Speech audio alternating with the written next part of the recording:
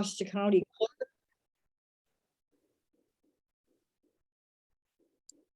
Okay, I believe we're just starting to record now. Kate Harrison, Berkeley City Council, Eduardo Martinez, who's mayor of Richmond, or will be hopefully, Aisha Wahib, running for state senate. And today, I mean, we just got such super people here. We've got Alex Lee, incumbent for state assembly. Then we have both John Garamendi and Cheryl Suits, both running for the newly created district for the House of Representatives. George Syrop for Hayward City Council. Carolyn Weissinger for El Cerrito City Council. Jenny Wong is incumbent, running again for Berkeley City Auditor. Ruskell Kayang, who's running for Vallejo City Council. And we might have more people drop in, but it's going to be really busy. And I just want to mention again what I mentioned earlier, because some of you weren't here. Originally, we were our Revolution East Bay, and we pretty much did Alameda County, but we reached out other places too. And then the next step that came on, we merged a little over a year ago with the Contra Costa OR people. So we kind of decided these are our counties to be endorsing in, because we have a presence in both counties, but also there are people that are running in areas that don't have an OR group. So when they ask us, we'll do it.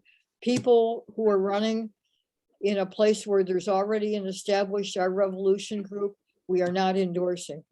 That's up to that group. So I just wanted everybody to know that that's what's going on. So here we are, we're ready for a bunch of candidates to blow us away. So I'm going to turn this over now to Susanna Williams, who's the co-chair of our Revolution East Bay, and she's going to begin with the intros. Thank you, Carol. Thank you everyone for being here and giving up your sunny Sunday afternoon. We really appreciate it. And we've got an exciting agenda for you. So first up, we have Alex Lee. Alex currently represents California's 25th Assembly District, which includes the Alameda County communities of Fremont, Newark, and then Santa Clara County communities of Milpitas, San Jose, and Santa Clara. Lee was elected in 2020, and he became the youngest Asian American legislator ever elected and the first openly bisexual state legislature in California history. He currently serves on the following committees in the State Assembly: Education, Transportation, Business and Professions, Rules, Subcommittee on Education, Finance, and several select committees, including on social housing, transformative legislation. Lee has been a Bay Area resident since birth. He's called both San Jose and Milpitas his home his entire life. And he is a graduate of UC Davis, where he served as student body president. He's a fellow activist. So without further ado, Alex, I believe I saw you here. Hey, good afternoon, everyone. Oh, sorry, there's some echo, I guess, maybe in here. But hey, good afternoon, everyone. I am Assemblymember Alex Lee. I'm running for re-election for the newly constituted 24th Assembly District. So just like in Congress, we have to be up every 2 years. So it's constantly running for elections. And I'm very proud in my first my first term to have really stewarded us through the pandemic, really making sure that folks are getting vaccinations as they ought to be, and making sure that we have real rental relief. Though there have been many hiccups and it has been far from perfect. Mind you, getting any rental relief or eviction moratorium has been a very, very hard uphill fight, and we just extended it modestly for the sixth time, but it's constant struggle. And I really want to be continuing my work to make sure that government is a tool of the people, making sure there's real sustained economic relief and real protection for the people. In that light, in my first year in office, I've introduced a tax on billionaires, our Social Housing Act, universal health care for all, also banning corporate money from all our elections. So those are four of the things that I've worked on, and those are all have been hard fights, but those are all things that we have as a values, and I'm trying to put them into policy. And many of you have also shared in the fight to try to make this reality. We know the uphill fight we have. So it's really important that I want to continue my work going to in the state assembly. And I actually am also continuing my pledge not to take any corporate money whatsoever. And that also opens me up to my opposition, who gladly takes corporate money right now, that is going to be spending big, especially with opposition coming in to attack me. So really hoping to earn the endorsement once again of our revolution, and would really love to have your support and getting out there. Today, we actually just did a really long field day as well, so I just got back. But we're out there just like last time, knocking on doors, talking to people, not accepting any corporate money, and working on the hard things that must be done for the people. Awesome. Thank you, Alex. So we have time for some questions. So first up, we have Sherry. Alex, you have done such a wonderful job in such a short time. We all just have been so impressed. But my question is kind of a universal question. Are we ever going to get healthcare in California? And what do you think in this term the roadblocks are, and what can we do? We absolutely will get universal health care. It has to be done. What I see now is the fight will be in 2023. We were, of course, numerically down. We had 5 Democrat vacancies just at that time. We're going to have them replenished. You know, as we all know in the Bay Area, there's constantly special elections for the assembly, it seems. So in 2023, I think the House will be much, much more progressive and will be able to push it through. Really what I see going forward is we have to be really on top of our organizing game, really counter the medical industry that's going to send so many lies and so many misinformation out there. Literally, they were spending a bunch of money even up to the vote because they knew this was the most serious effort that has ever happened in California, and that would threaten their profit status quo. So it's really important that we continue organizing and not lose hope in it. Yes, it was a setback this year that we did not get a vote and the AB 1400 did not advance, but I think this was the most serious effort we've ever had. We've never had a universal health care bill advance to the floor, never. And I think now that we've cleared a lot of the roadblocks and know where the next challenges are, we're going to be more predisposition for success. And I think having more Democrats, who are especially progressive Democrats, are going to be able to pass this, because as part of this questionnaire as well, right, you're asking folks across the Bay Area, do you support universal single payer healthcare? And that's what we keep asking all our Democrats. And of course, that's also a party platform now, universal single payer healthcare. So we have to be making sure that we all live up to the party platform. Thank you, Alex. Yes, party platform. Seriously, keep hammering on that one. That is a major bone of contention with anybody who's progressive out there. Next up, Ruskal has a question. Go ahead, Ruskal. Thank you. Great to see you, Assembly Member. I also work with Assembly Member Mariko Yamada and with Save Our Seniors Network, and we'd like to know your position on AB 1809, which is in process right now. I'm not familiar with which AB 1809 is, and if it sounds like if it's in the upper 1800s is new bill, so I couldn't give you a sense of where I'm on that one. Yes, it's a bill to protect seniors in the home care facilities from being overdosed with psychotic drugs, because these home cares are just drugging our seniors so that they could save costs from not having healthcare staff intervene.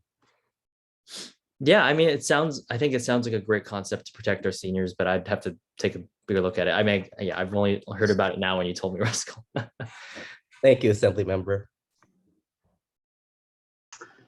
Awesome, thank you, Ruskal. Thank you, Alex. Do we have any more questions for Alex? Going once, twice. Okay, it looks like that is it for questions. Alex, thank you so much for being here, and thank you so much for everything you do for us. Thank you all.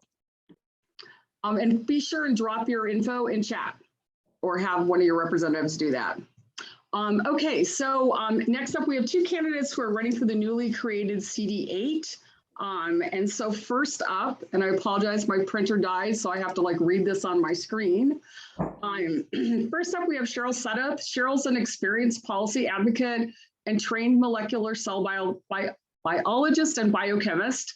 She spent a lifetime advocating for all of us, particularly for women and girls our underserved youth, people with disabilities and disadvantaging conditions, our veterans and wounded warriors, those of us who feel unseen, unheard, and uncounted. Cheryl is currently the board president for West County Wastewater and chair of the West County Agency.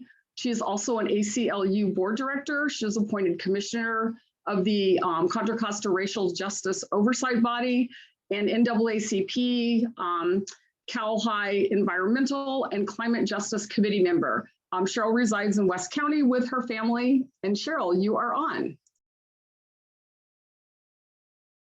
Thank you, Ms. Susanna, and thank you guys for this forum today. I actually came and spoke to you guys last time we were here, so thank you for inviting me back, and thank you for the introduction. So yes, I've been doing this work for about 25 years, a little over 25 years here in West County, and I'm excited about our new district and the work that we get to continue to do. This very diverse district was created for representation from this district. It is a working class district, and it's not just that we need a particular sector, but a district that includes 75%, over 75% Latino, Black, API, Indigenous, working class people deserve someone from this district who has been working on the issues that all of us much about. Our economic issues, our Medicare for all, our housing for all, our prevailing wages, and a federal jobs program, and our strong environmental protections. But also someone who's well qualified, well experienced, and well educated in all of these issues, but also shares our concerns because, well, I live here. I work here. I've reared my children right here in this district. And having that inside view means something to all of our neighbors and our families. I'm not looking at this from a report or from a third party standpoint. Yes, sometimes we have very complicated issues and sometimes the questions are very complex, but the answers are really simple because the answers come from inside. We've worked really hard together to build coalition and collaboration with unions and neighbors and our neighborhood organizations to do a lot of good work right here in our communities. I've spent a lifetime, my lifetime anyway, maybe not someone else's, but my lifetime, working for the last 25 years in international negotiations with the DOJ, DOE, and the DOD. And what I know for sure is that whether we're fighting to prevent the jail expansion in Richmond or protecting our immigrant families and neighbors, whether it's the Truth Forum in SB 54 or forcing the closure of immigrant detention centers up and down California, fighting to get juvenile fines and fees, first in Contra Costa, which led the entire state in the moratorium against those fines and fees, or is increasing the power of unions throughout the state. I've not taken one break in making sure that the work that has been done to dismantle barriers and injustices, whether it's employment or housing or education, transportation or healthcare, going back and forth to DC 6 to 8 times a year and traveling to Sacramento 2 or 3 times a week. I don't yell or scream or post it on social media. I just get the work done because that has been the work that I've been doing for the last 25 years. People always say that the work should be evident. Let your work speak for you. And I say to you, I let that work speak for me. I will put in the chat, or I will have put in the chat, a link to the website and also to my political resume, because I believe that this district, this brand new district that was created for our communities from Kensington to Antioch and Bay Point, Hercules and Pinole, Richmond to Fairfield, deserves someone who actually lives here. who actually does the work right here and doesn't just come in conveniently deserves a champion who's been doing the work right here. I appreciate your time. Thank you, Cheryl. We have time for a couple questions. So anybody have questions for Ms. Sutta? Thank you for pronouncing my name correctly. Oh, you're welcome. I know it's always okay. Am I going to get this right this time? Okay, so I am not seeing any hands raised. Oh, I do see a hand raised. Brandon, hey, thanks for joining us. You have a question? Yeah, thank you so much. Just a quick question. So I'm not as familiar with your race, so I'm curious what your game plan to winning your congressional races and like what your strategy. You don't have to like obviously reveal your whole strategy now, but what is your plan on winning? I plan on, I come from an organizer background, Sir Brandon. And so it's talking to the people. It's the same as we do in any organizer. You go to the people. You don't win races on billboards. You don't win races on just, buying fancy things. You win races by talking immediately to the people. I don't have $7 million in the bank. And so I have no plans on trying to keep up with the honorable congressman because there's not what I do. But I will outwork anybody who's running in this race because that's what I do. And so that's about as much as I can reveal to you, sir. Thank you, Cheryl. Thanks for the question, Brandon. Any more questions? I am not seeing any questions. Hey, Brandon, if you could take your hand down, that would be awesome. Ooh, I do have 2 more hands. Okay, Cheryl Davila. Yes. Why should we vote for you and not the other candidate?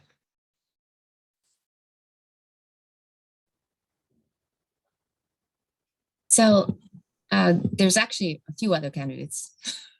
There's five people running in this race right now as of the 31st when the certified list came out.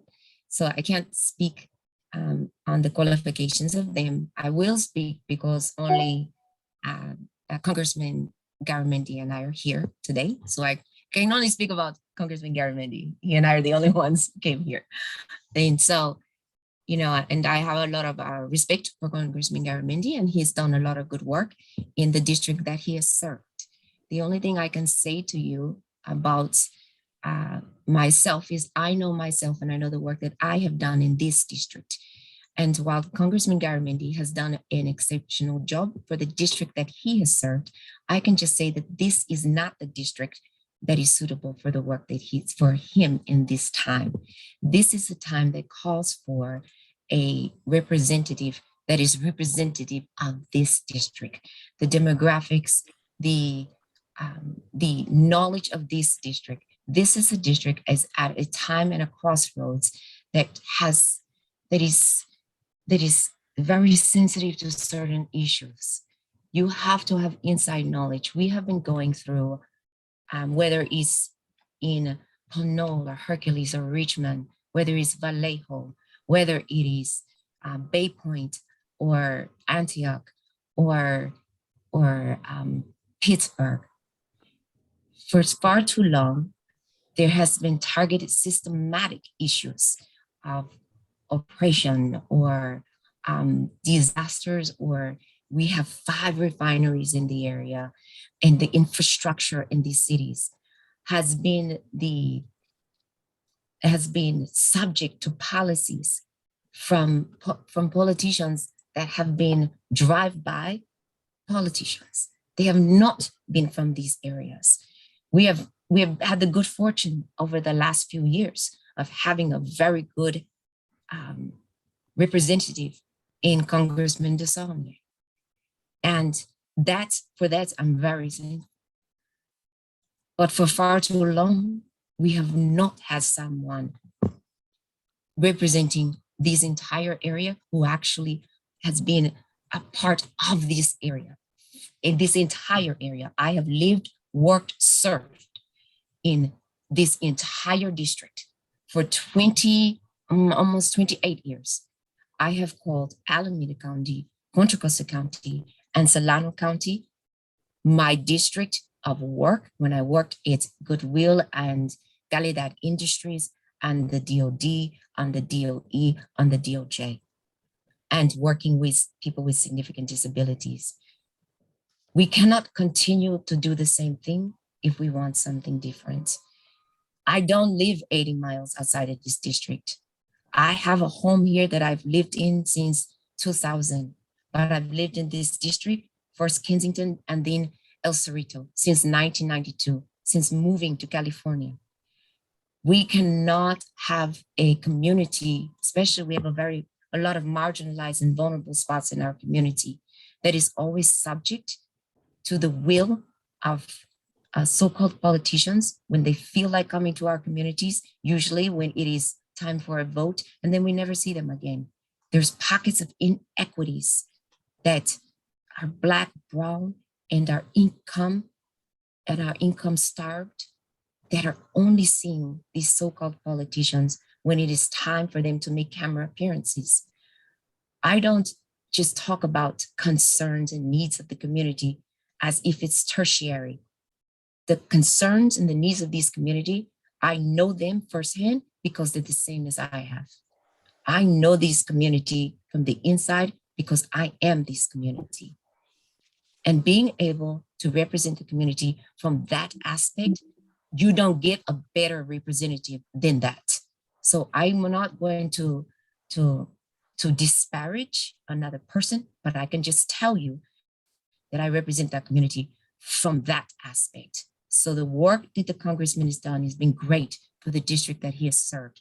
But this community, and when I say community, I don't mean one city, I mean the entirety of this district. I know because I have worked for this entire district for my entire career, professionally and personally. And I take it as if every person who lives here is family to me. And I've worked to implement the type of transformative changes. And I don't need a camera in my face saying what those are. I just do the work because the work needs to be done. I hope I've answered your question. Thank you, Cheryl. Okay, we have time for one more question. If we could keep the question and the response a little bit short, we've got a bunch of other candidates coming up. Joaquin, you are on. I apologize for that. I'm just trying to keep us on time. Yes, ma'am. Joaquin? Okay. I read recently one of the refineries is starting to use a new refining, I think it's animal waste and organic compost type things. Have you heard about that, and would you favor that? It's been controversial because it still produces fossil fuel. I mean, carbon fuels. I think I caught your question. You were cutting out a little bit. I think I caught the gist of your question anyway. So biofuels, and I know a lot of people have heard about biofuels as opposed to fossil fuels. And I will just say this just to keep the question, just to keep the answer very short. A lot of people are catching on to biofuels and thinking that it's the holy grail or the Shangri-La alternative to fossil fuels. And I will just tell you, you heard Ms. Susanna tell you that I am a cell and molecular biologist and biochemist, and I will just tell you that it is not. It is not a viable alternative to fossil fuels. It is just another way of harming our environment. It is not a good alternative. And to use to substitute another harmful way to hurt our environment instead of fossil fuels, you might as well stick with fossil fuels. It is not a good alternative. It is it's just a slower way of harming our environment. We have to find ways that are going to allow us to live in harmony between balancing our economic and our needs with the earth and our needs with our economy. And one way we can do that is to sit down together the environmentalists, the agriculturists and legislators and find a balance. And there is a balance, but it can't happen if no one's talking to each other and everybody wants to take their ball and go into their separate corners. But biomass fuels is not the answer. Thanks for that question, Joaquin, and thank you, Cheryl. Thank you so much for being here. We really appreciate it. And make sure and drop your campaign info in chat. And I will. And please excuse me because this is Ramadan, so I can stay for a little while, but I do have to go, you guys, because it is prayer. So thank you so much. Absolutely understand. Not a problem. You're welcome to stay as long as you can. I will. Thank you. I appreciate all of you. All right. Thank you. Okay. So next up, also running for the newly created Congressional District 8 is John Garamendi. John grew up and currently resides in East County with his family, and he currently represents California's 3rd District, where he sits on several key committees. He was first elected to state legislature in 1974, where he authored the first solar, wind, and energy conservation tax credit in the nation. He is a past Deputy Secretary of the Interior. He was elected Lieutenant Governor in 2007, and he became Chairman of the State Land Commission, where he successfully protected California coastal beaches and stopped further offshore oil and gas development. John was twice elected California State Insurance Commissioner, and he is well known for being a longtime supporter of affordable health care and for his work towards protecting the environment. So John, take it away. Thank you so very much. And for all of you that are participating today, I really look forward to your questions.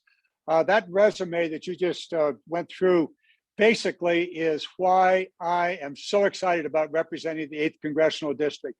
Virtually everything I've done over these many, many years is in play in this district. We want to talk about climate change.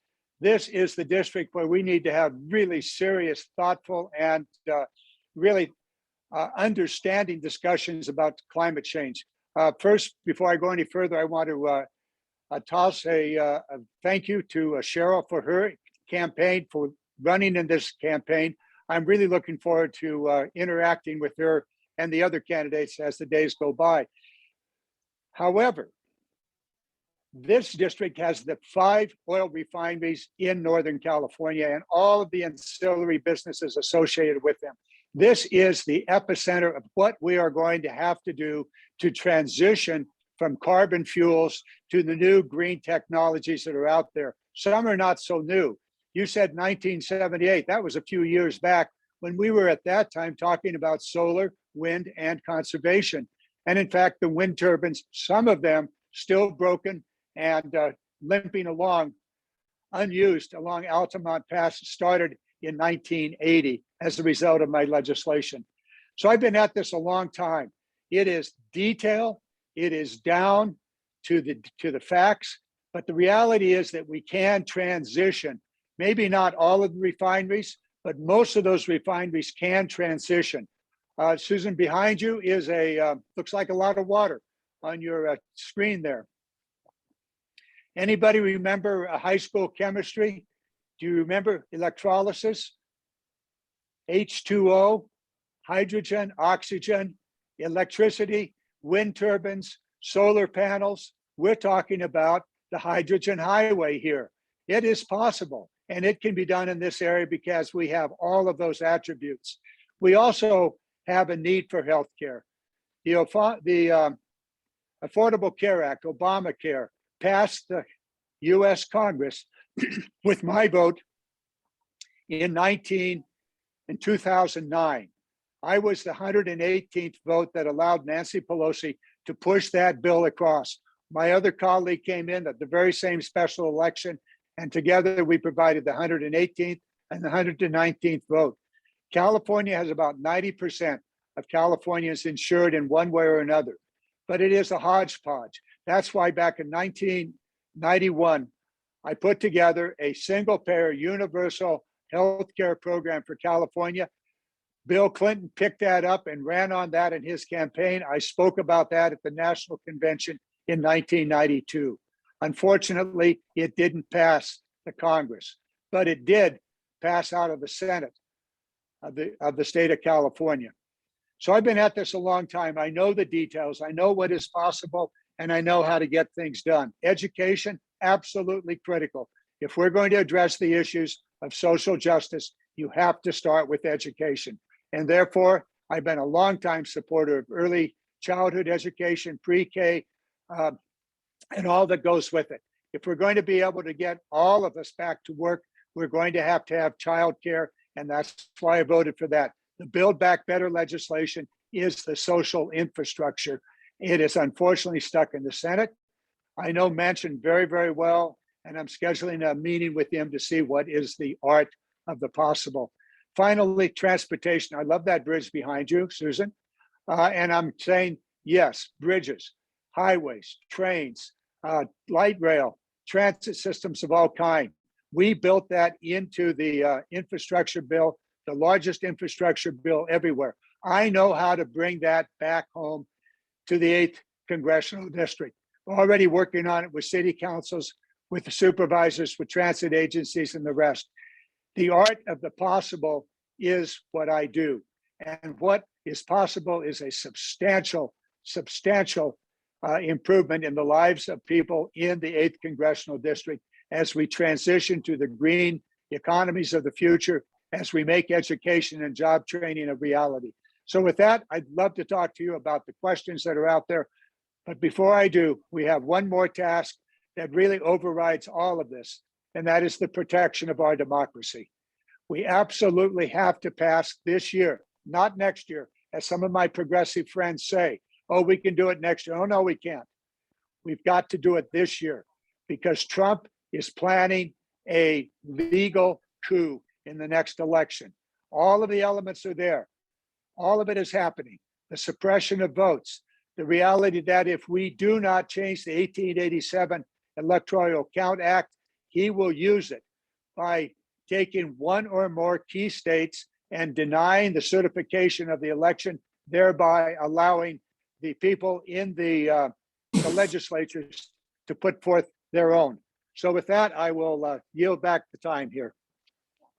Thank you. Thank you, John. Oh, okay. I already got hands raised. So we have time for a few questions. Mark, you are up first. Representative Garamendi, I want to thank you for being a co-sponsor for Medicare for All and the Green New Deal. Talking about this new district, Congressional District 8, which is a refinery district. And I wanted to get your thoughts as these refineries in Northern Contra Costa and all across the country go offline and the oil companies seek to offload them off their books. How will you as representative for CD8, how will you hold them immediately accountable for the cleanup, for oil well capping, and for the environmental damage that's left behind, so taxpayers are not left taking on the expense? Representative.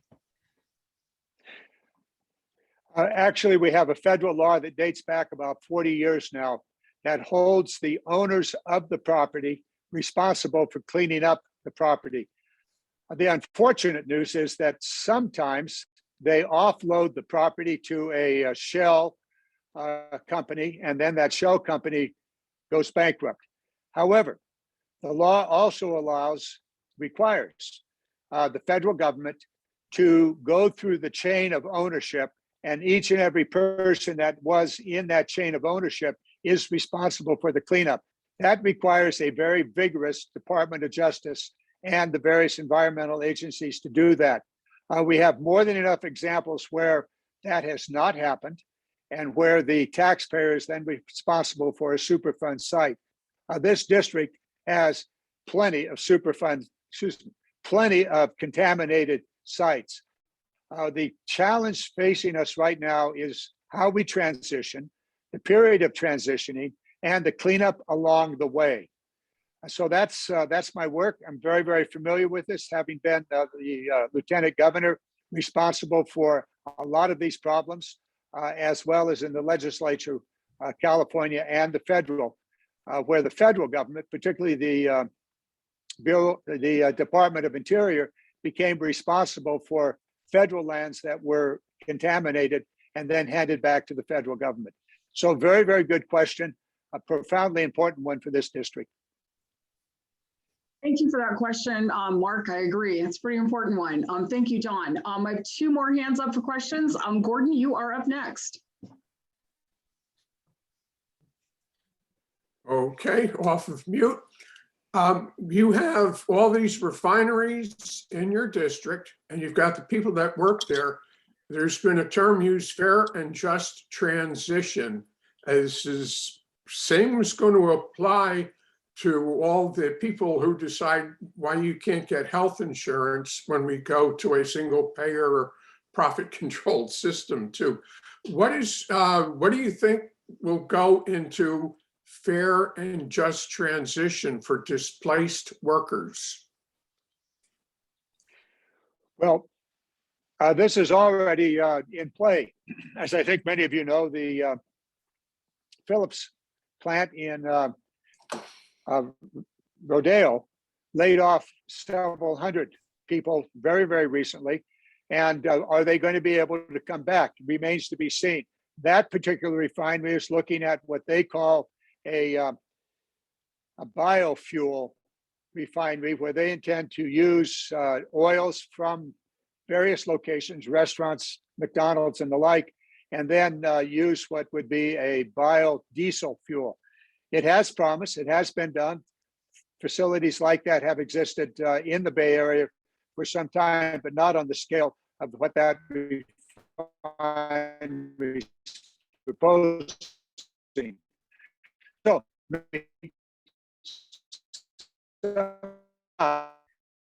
programs that the unions have in this area are extraordinary. And the retraining programs are already underway for many of the union members that were laid off in those refineries. The fact of the matter is that the infrastructure bill is going to create a very significant thousands of jobs in this area that will use skills similar to what we now find at the refinery.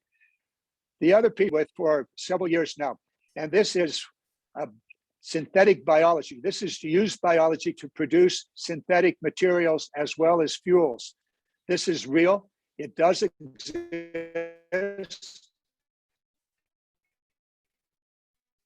15 years ago, from Houston to Washington, used from algae.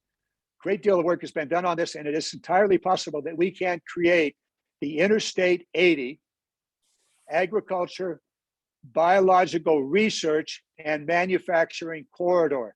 Some of this already exists from UC Davis to the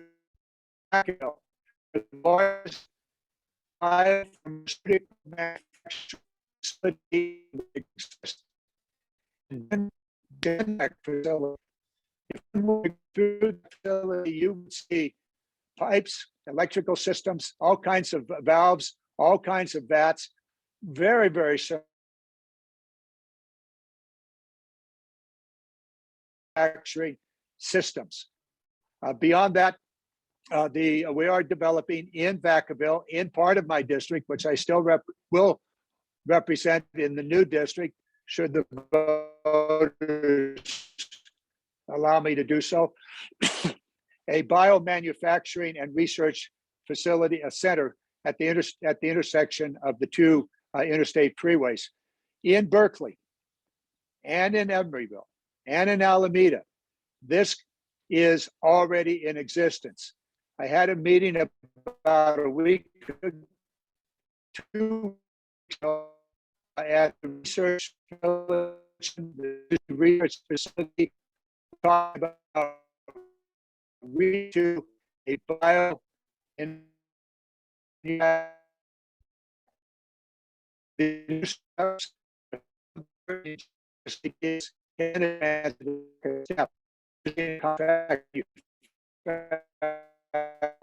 give me 1 sec. I will get the recording back It's- started.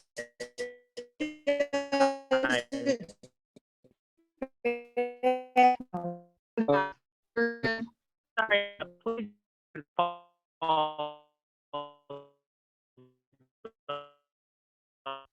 looking at your endorsements, you have like Clyburn endorsement, Pelosi's endorsement, like business endorsement, establishment endorsements, right? So I'm kind of curious of why you're coming to this or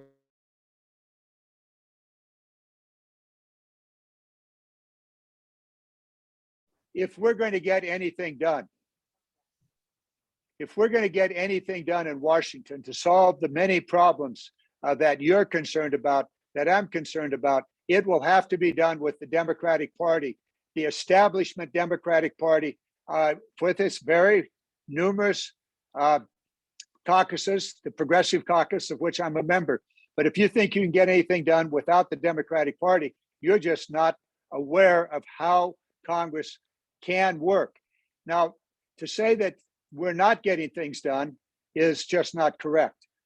It was the Democratic Party that put together the American Rescue Plan that gave us the money to get vaccinations to deal with the pandemic and to try to get it under control. That was the Democratic Party. It was the largest healthcare program ever in this nation's history.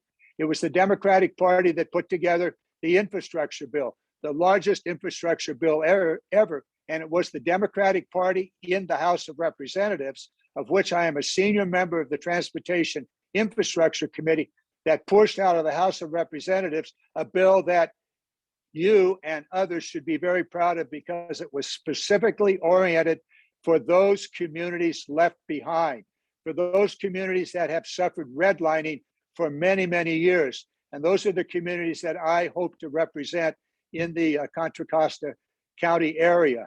We can go into the redlining. I fought redlining in 1991 when I was insurance commissioner, and I put a stop to the insurance companies redlining communities throughout California and specifically in the Bay Area.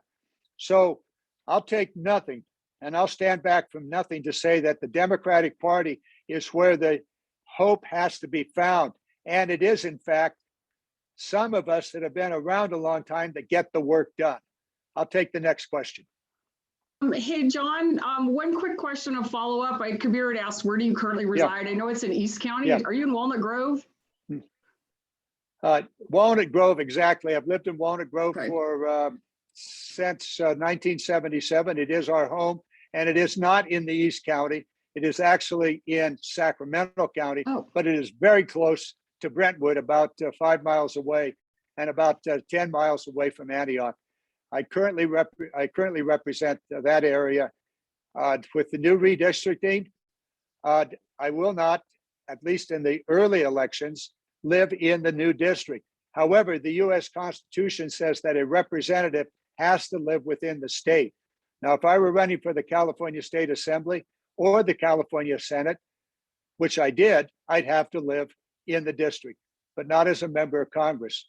And travel in this district is often a challenge if you have to get on Interstate 80, but I do know how to go to every part of this district. With regard to the question of endorsements, I do have the endorsement of most of the mayors in this district. I can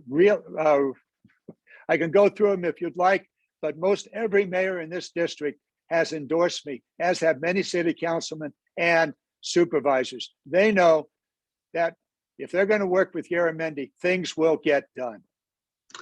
Thank you, John. And I just want to clarify something that Kabir had referenced. Our Revolution East Bay and Our Revolution National does work with probably mainly Democratic candidates. A lot of the candidates that you heard Carol read off that we've already previously endorsed, most of them are Democrats. So yes, we do work with Democrats candidates, and we are very much interested in small d democracy. So I just want to make that little correction there. We're not anti-democratic candidates. Okay, next up is Jenny Wong, and I think we have a little bit of time. So Brandon, I see your hand raised. You're going to be our last question. Thank you. Congressman Garamendi, thank you for this opportunity to ask you a question. I want to ask you a question about the Future Generations Protection Act. This is, a bill that would ensure moving away from fossil fuel to clean, renewable energy. It would ban greenhouse gas emissions from all new power plants, stop fracking and ban crude oil and natural gas exports. And so I was wondering if this was something that you supported and if you would be a co-sponsor on this kind of important climate change bill. The issues that are in that bill are profoundly important. The question is, how do we get to those and how do we have energy if we implement that tomorrow or the next day? This is the question of transition. How is it that we're going to be able to transition to each and every one of those goals that you talked about? The answer is it is possible. It will not happen immediately. However, if we are able to pass the Build Back Better legislation as it left the House of Representatives and is now stuck in the US Senate, we will be able to much more rapidly carry out each of the goals that are in that particular piece of legislation. Because in that bill that I helped put together in the Transportation Infrastructure Committee and have worked on those issues for more than 40 years, in that bill is the largest down payment on climate, on green technologies, and the implementation of it. All of the money necessary, all of the tax policy necessary to go green is in that bill. Now, that bill is stuck in the Senate, and therein lies the tremendous risk. The good news is that in this year's appropriation, which Biden just announced last week, is a significant amount of money, but not the policy necessary to carry out the goals that you have put forth. I'll take a look at that bill when I get back to Washington tomorrow morning, and we'll see what is possible. I want to be very honest with you. We must act very, very quickly. In 1998, when I was Deputy Secretary at the Department of Interior, I was called to the White House by President Clinton and Al Gore. The deputies, the major deputies in the arena of climate and land and water were all available. And we were told, develop the American agenda for the Kyoto Climate Conference. And so we had 6 months to do it. My task was the land, the flora, and the fauna. Everything our team predicted that would happen has happened. We predicted all of the climate change, all of the massive storms, all of the droughts, all of the problems that are confronting us now. And we said then that it would get worse. I've been at this a long time. And unfortunately, I know how much time has been lost. We do not have much more time. Therefore, we must act quickly this year. And I want to challenge all of you. We have a possibility of losing control of both the Senate and the House. And if we do not get the Voting Rights Acts, the John Lewis, and the other legislation passed, it is far more likely that it will happen. And if the Republicans gain control, then all of the work that we've been talking about here on this call is likely to get rolled back or delayed. That is a disaster for future generations. So I want you to pay attention to this. I want you to work with Democrats wherever they may be. And they're not all going to be super progressive, but they're part of our team and we need their votes. And so be very, very careful as to how you apply your political time and energies. Keep in mind that we have to have 218 Democrats next year after the elections. Otherwise, it could all be lost. So they may not all be super progressive. They may not be part of your revolution, but they are necessary, absolutely necessary. The same thing can be said about the Senate. So, okay, let's get on. I think there was one more question and we'll see where it takes us. Awesome, thank you. Brandon. Great, thank you, Congressmember. I know we are tough crowds sometimes, but we have big hearts. So I just want to ask a question related to Biden's recent budget proposal. As you may have seen, there's a $31 billion increase in military spending that's being proposed, which is about 45% of HUD's total budget during the last budget cycle. So a significant increase in military spending. Congress members Jayapal and my Congresswoman Barbara Lee both came out and said, came out against that military spending. I'm curious to see if you will have a similar response to that. And, given the homelessness crisis in California, if we can really the federal government could end homelessness tomorrow if we switched the budget, our budget priorities. So I just want to hear a little bit of your thoughts around that. I'll try to do this quickly. Thank you very much for the question. And indeed, it is those with big hearts, with empathy and concern about the future that are going to make the changes necessary. With regard to the military budget, I've been on the military career committee since the special election in 2009, taking the seat held by the lady that retired. I'm a Peace Corps volunteer, and I've served on that committee for 12 years now. And every time, every day, it's a challenge.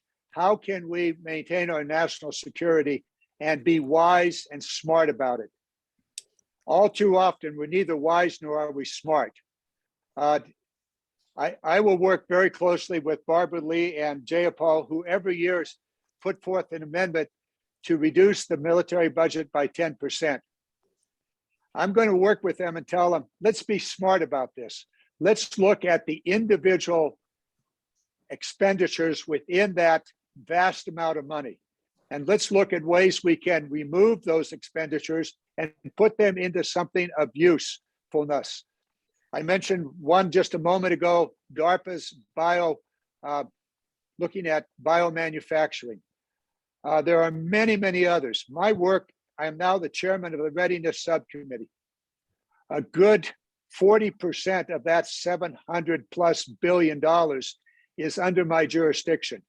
And every single expenditure in that, we carefully analyze and we reduce. Two things are relevant here. First of all, I am responsible for the fuel consumed by the US military. US military is the single biggest consumer of those carbon fuels that you and I are so concerned about. And over the last 3 years in my chairmanship, we have every year sought to reduce the amount of fuel consumed by the military, to force the military to go electric, to change out the gas guzzling vans and cars on the various 1,100 bases that I'm responsible for. We are in the process of doing the same thing across every single line of the military fuel expenses. 1% reduction in the fuel consumed by the US military is 70,000 cars off the highways. There's a lot of work that needs to be done here. Second point, this has to do with the expenditures. I am on the Strategic Arms Subcommittee. This is space, all of our satellites, all of our observation platforms, all of our communication platforms, and every single nuclear bomb and delivery system. We are in the midst of a new nuclear arms race that is extraordinarily dangerous, because all of the new delivery systems are designed not to be built so that every single one of them explodes when employed. I often come home from these classified hearings, and Patty will look at me and she said, "Another meeting on nuclear weapons?" I said, "Yes, how do you know?" She said, "It is written all over your face." I've taken on the task of trying to stop the employment and the new bomb to replace the Minuteman III missiles in the silos in the upper Midwest. They are extraordinarily dangerous because the president has less than 15 minutes, 12 minutes to make a decision to launch those weapons. It's the use it or lose it. It is also $250 billion, $250 billion over the next 25 years, and $5 billion this year. For the first time ever, I took to the floor, and more than 50% of the Democratic caucus voted with me to delay, to pause the deployment and the expenditures on the ground-based strategic deterrence system. I've not given up. I am determined to do every moment of my life to move away from this profound problem that we are part of happening across this nation. China, Russia, suddenly America's aware of nuclear weapons. Good, good. Be even more aware. It is a profoundly important end of the world problem. And so with that, I'll sign off here and probably consume more time than I should have. But I want you to be aware that I am very, very aware of the military expenditures, and I'm very, very concerned about the additional 40. Listen, the numbers you cited are the Department of Defense numbers. There's another $40 billion in the Department of Energy, not for green energy, not for transitioning to new technologies, but for nuclear bombs. So, yeah, this is part of my work. This is my mission. I have a Awesome. question for the. Thank you, John. Hey, Matthew, hang on. We were ending with Brandon. We had a couple of questions in chat. One was regarding our format here at Equal Time. We run a pretty relaxed format, just to let y'all know. And Ms. Sudduth was previously on speaking to our group.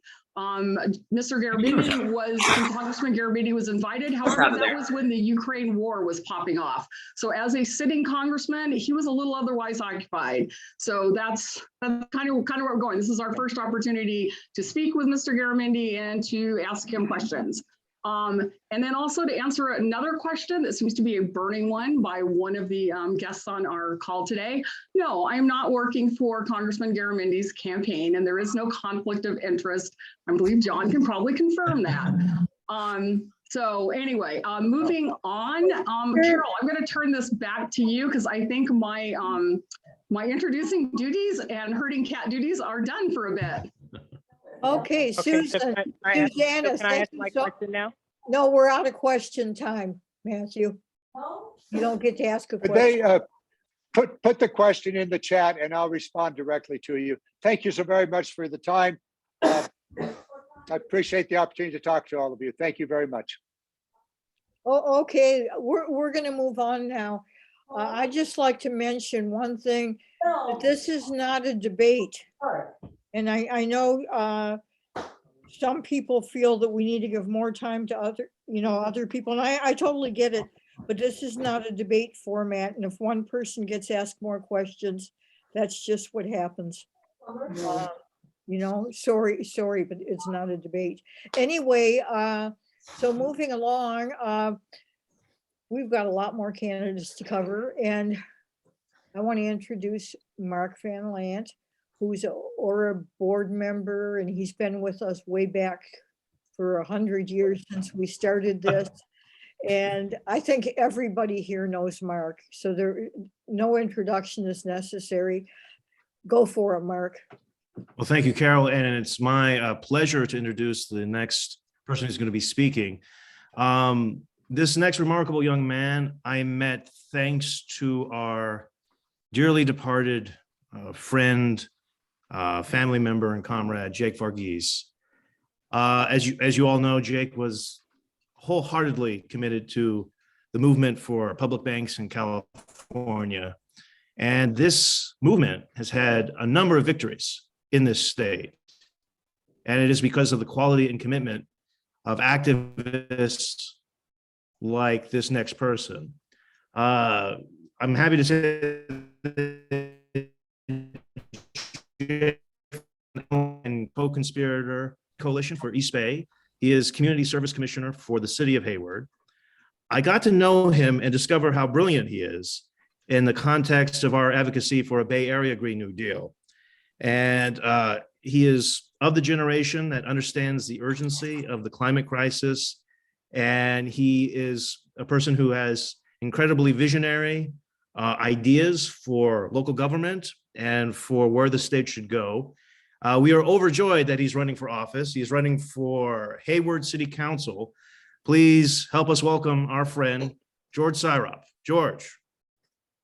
Thank you, Mark. Thank you for that incredibly kind introduction. And thank you to the folks in Our Revolution East Bay for having me here today. I just paid my dues, so I also consider myself among your ranks, and I'm delighted to see all of your faces and be in community with all of you. Like Mark said, my name is George Syrop. In addition to my work with Public Bank East Bay and my role as a commissioner for the City of Hayward on the Community Services Commission, I'm also an organizer first and foremost. And I helped create a group in Hayward called the Hayward Community Coalition, which came out during the time of the George Floyd protests. And we saw a real need for Hayward to have political activism at its core. I think for too long, Hayward, which is an incredibly beautifully diverse working class town, has often been overlooked or treated like political backwater. But having been born and raised here, I feel like this city is on the cusp of a renaissance. And my hope is to bring a lot of new ideas to the table. I think when I look at city council today, I see a council full of non-renters. I see folks that are comfortable with taking corporate money and folks that are comfortable with trying to plug a hole in the dam with their fingers. They're okay with maintaining the status quo and putting forward solutions that I think only further the issues that we're seeing today, issues like the housing crisis, homelessness on our streets, employment. And so what I would really like to do if I were to be elected is to introduce ideas from the solidarity economy and put them on the table. These are ideas like public banking, which is very near and dear to my heart. Things like developing worker cooperatives, creating neighborhood councils and implementing a participatory budgeting process, partnering with community land trusts to develop community ownership models that create sustainable rent for tenants and a sense of ownership and community within our city. And so my hope is to expand the political imagination of Hayward and do that by really organizing the people like I have been over the last 2 years through my work. So with that, I want to open up the floor to questions. I know folks might have a few, and I'm also happy to talk more about my background, but I know we're on a tight schedule.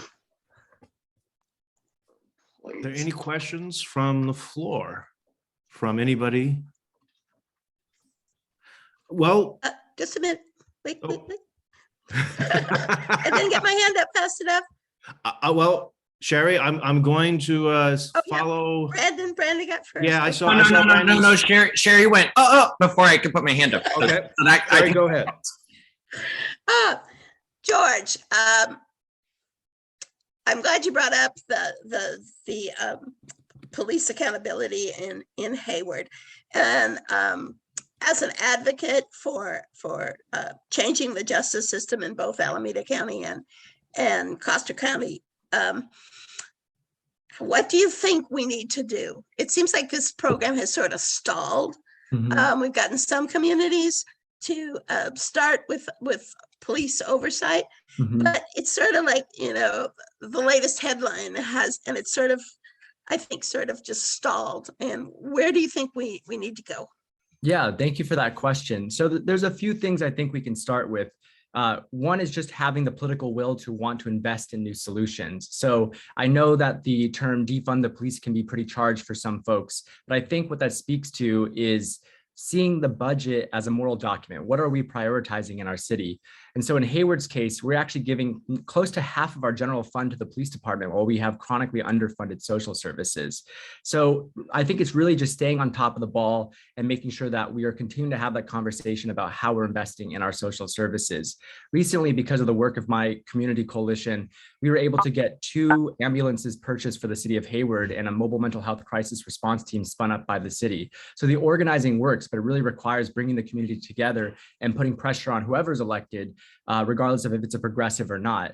That infrastructure, that movement still needs to be there at its base. So to answer your question, I would say continuing that conversation about what's underfunded and what needs that funding. And one of the reasons why I'm so deeply invested in the solidarity economy and public banking work is oftentimes people will ask you, okay, progressive, how are you going to pay for it? And ideas like a public bank allow municipalities to increase their revenue without increasing taxes on their residents. So we need these kind of ideas on the table when we talk about funding solutions, not just for public safety, but when it comes to developing new affordable housing or investing in worker cooperative education and development. It's all interconnected, especially at the municipal level. Thank you. Thank you so much. Brandon, go ahead.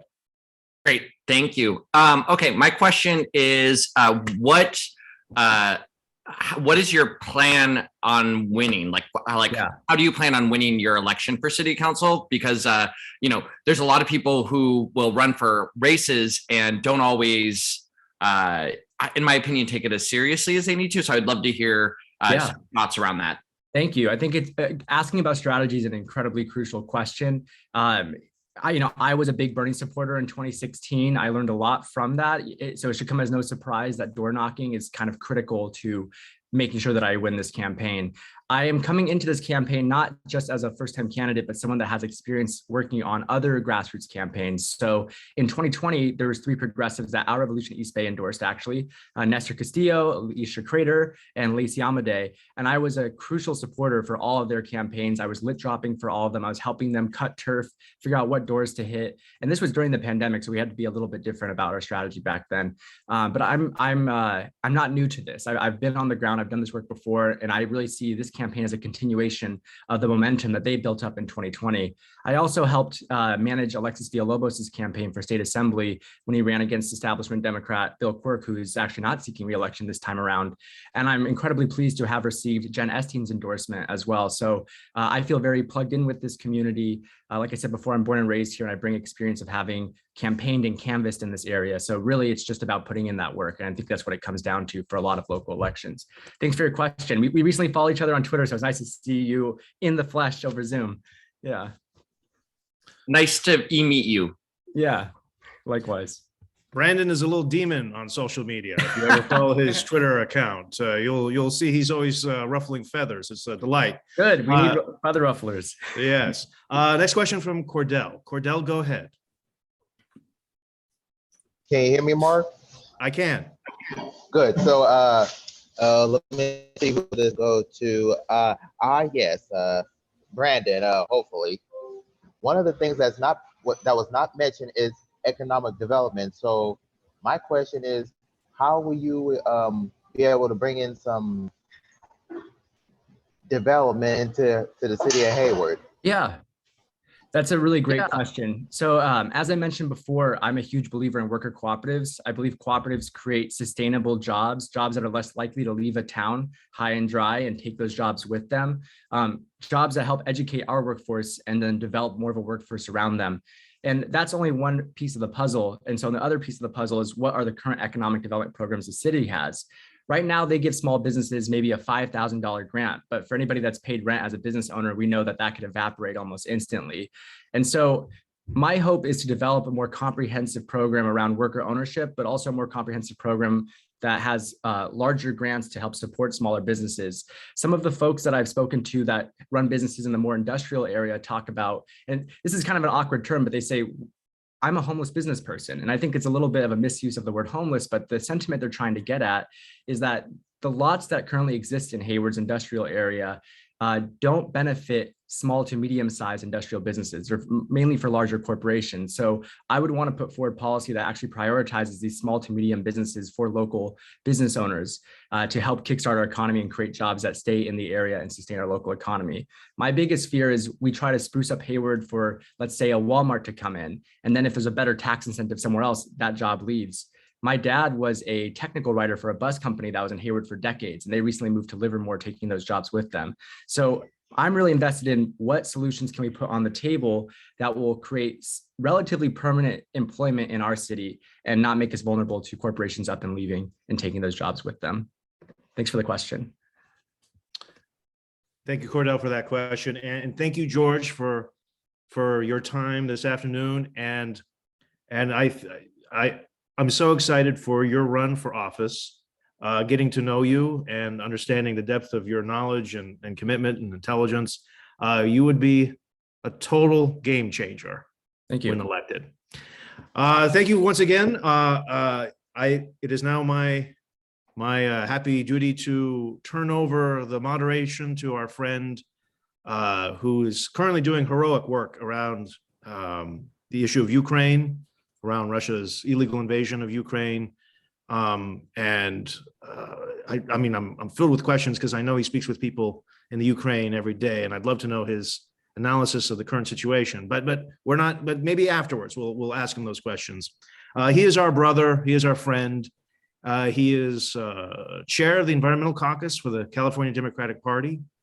He's the policy director for the California Solar Alliance, and he will be introducing some friends and family and people that we should get to know. And I'm happy to turn over the microphone to Igor Treegreb. Igor. Well, thank you so much, Brother Mark. You're definitely one of my heroes, and I'm excited to introduce a couple of heroes of mine, starting with our next candidate, who I call the Leslie Knope of Berkeley. She has been our auditor for the last 4 years. In that time, she has delivered a number of hard-hitting reports, including one taking the city of Berkeley to task for not doing everything that we possibly can do on combating climate change. And she's also, just like I think all of us, or many of us in this Zoom where it happens, a true blue Berniecrat. It was such a pleasure to join her with the Berkeley elected official delegation to campaign for Bernie in the last cycle. And she's just amazing. So let's give it up for Jenny Wong running for re-election. Jenny, woo! Hey, Jenny. Yay, go Jenny. Thank you so much, Igor, and thank you, OREB, for this amazing opportunity for me to talk to you all and to ask for support. Thank you also for supporting me back when I ran in 2018. I was a first-time candidate. I, come from a background of being a first generation to attend college and graduate. I grew up accessing government services, from food pantry to free lunch program. And at the time that I was running, I was an 18-year auditor for Congress. I had been a Berkeley resident for 20 years. And our Revolution East Bay supported me. I can't tell you how much that meant to me back then. I set out to be an auditor who wanted to use my experience and progressive values to advance transparency and accountability. I've been trying to do that in the past 3 years in office. I'm proud to have conducted national award-winning audits for 2 out of the 3 years. But more importantly, I've worked on audits that I think has been relevant to the Berkeley community. I've worked on COVID-19 response efforts, providing pertinent information to City Council and the public about the risks associated with budgeting regarding the COVID-19 impacts, including how it impacts the most vulnerable.